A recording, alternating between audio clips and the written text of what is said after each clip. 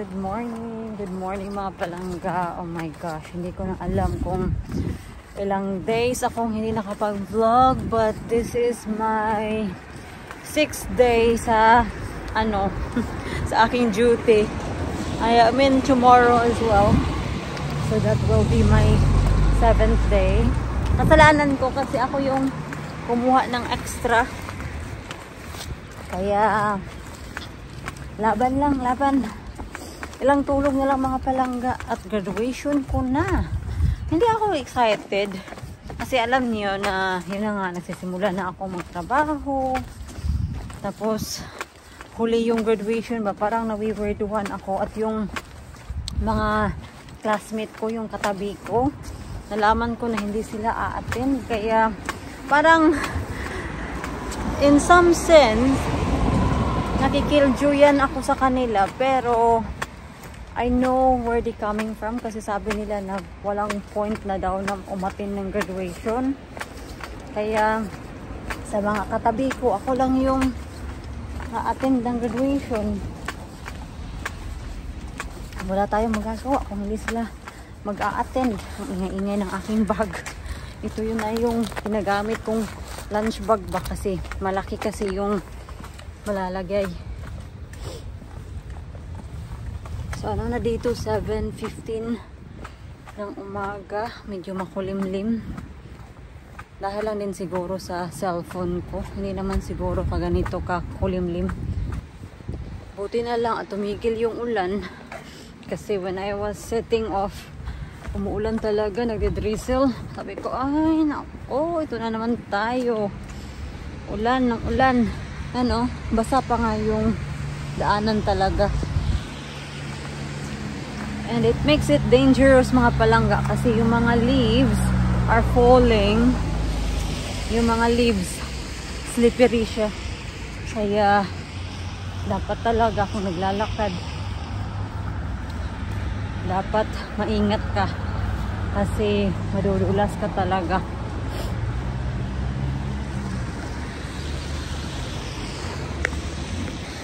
Ngayong Monday, nagbigay ng snow. So, hopefully, hindi talaga mag-i-snow. Let's go. Tatawid tayo. Kasi wala pa masyadong traffic. Buti na lang, pag weekend, ganitong oras ka magsimula, walang masyadong traffic. Kaya hindi pa hirapan mag-crossover dito. Pero pag weekdays ay ang daming traffic. Minsan naghihintay ka ng ilang minutes kasi wala talagang nagbibigay ng way ba para tumawid ka. Kaya ayun, naghihintay ka ng timing kung kailan yung pagtawid mo.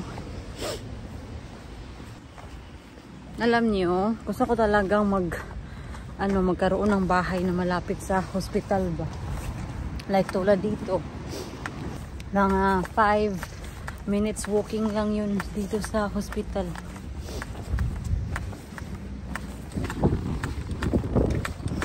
Ang sarap ng amoy. Yung amoy na bagong bake na tinapay ba. Oh, where is that coming from? Sana naririnig nyo ako mga loves, kasi mahangin. Pretty sure yung main hindi pa open, kasi pag weekend ino-open nila yan late. Kaya pupunta tayo sa parang back door. Goodness me, yung hangin, ang ginaw. Siya nga pala, kasi may mga nagtatanong sa inyo kung pupunta ba si nanay or mag-a-attend sa aking graduation. Unfortunately, hindi makakapunta si nanay sa aking graduation. Hindi siya makakapunta this year kasi yun na nga, napapagawa pa kami ng bahay, ang daming gastos, kaya na-postpone talaga si nanay. So we will see na lang kung kailan ulit makakabalik si nanay. And God's willing, no? Pag-iipunan natin yan para makabalik si nanay. So, sige na mga loves. Ititigil ko na yung aking pag-vlog kasi mag-enter na ako sa hospital. I don't know when ulit ako makakapag-vlog kasi pag-uwi ko talaga, ano na, makulimlim na din. Wala na din kailangang i-vlog. Kaya, wala na. So, pag day off ko na lang, babalikan ko kayo ha. Sige, bye! Ang tagal-tagal naman ni Kuya. I'm looking out for my parcel kasi I'm expecting for a delivery today. And I hate mga loves pag meron akong delivery din tapos nandito si Jan kasi of course sinasabi niya na we should save our money kasi of course we're doing the extension and all that. At ako naman, yun na. Spending money daw.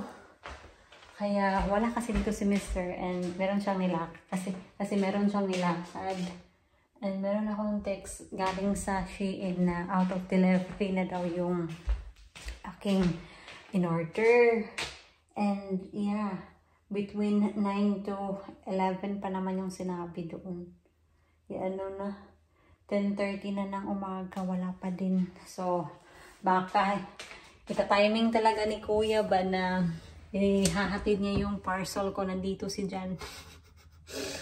Ay, nako. Oo. Ano. As much as possible, itatago ko kay Jan. Yan ako mga palangga. Pag may mga hinahati dito sa bahay. Tinatago ko talaga, tinatiming ko na. Or like, ko ako yung nagre-receive. Tapos, ano sasabihin niya? Anong hinatid? Sasabihin ko, just a letter, pero meron palang pa-delivery para sa akin.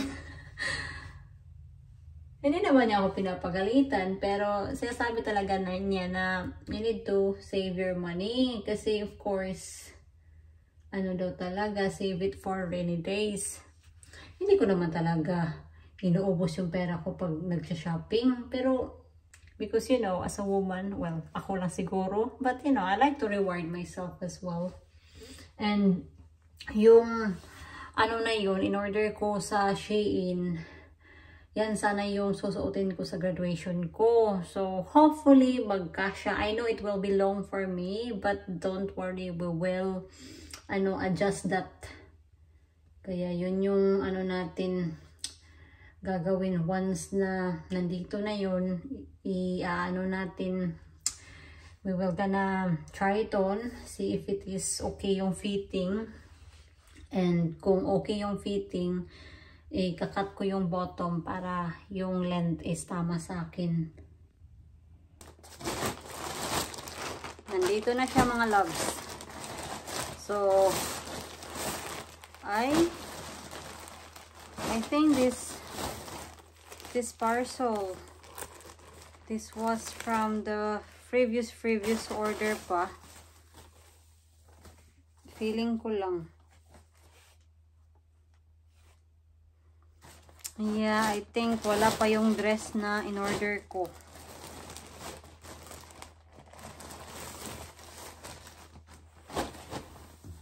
Yeah, wala pa talaga mga loves. I was disappointed actually. So, last month, I've ordered as well from Shein. And yung parcel, it was split into 2 parcel. So, I was expecting the second parcel, which is this one. Na nakala ko, yung ini-expect ko is yung dress na in-order ko. So, parang hindi sila dadating on time. Feeling ko lang. What can we do?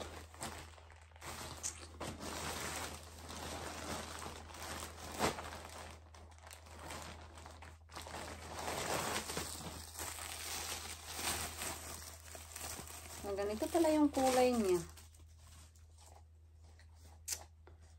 Don't you want me, baby? Alternatively, mga palangga, ito na lang yung susuotin ko siguro. Kung hindi dadating yung in-order ko on time.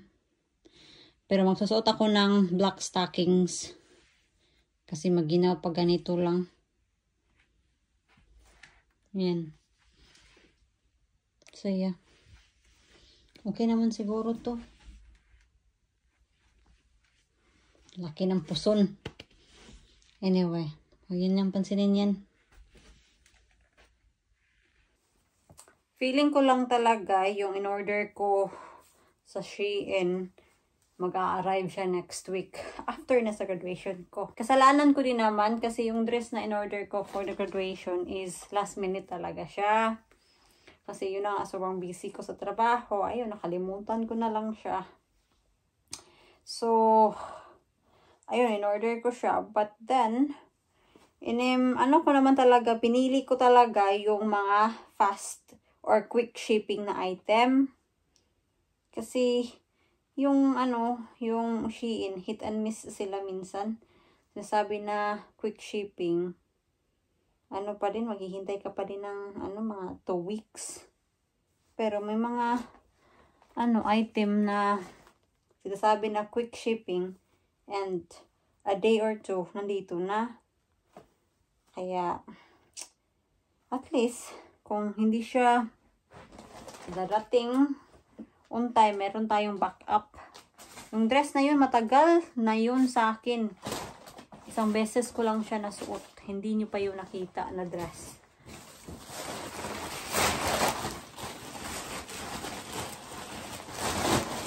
So, yung darating na, na dress, kung wala akong magustuhan sa kanila, or hindi sila magkasya sa akin, i-return ko na lang din. Kasi aanhin ko pa yun. Tatry ko lang sila ba. Tapos i-return natin. Yun yung gusto kong sabihin.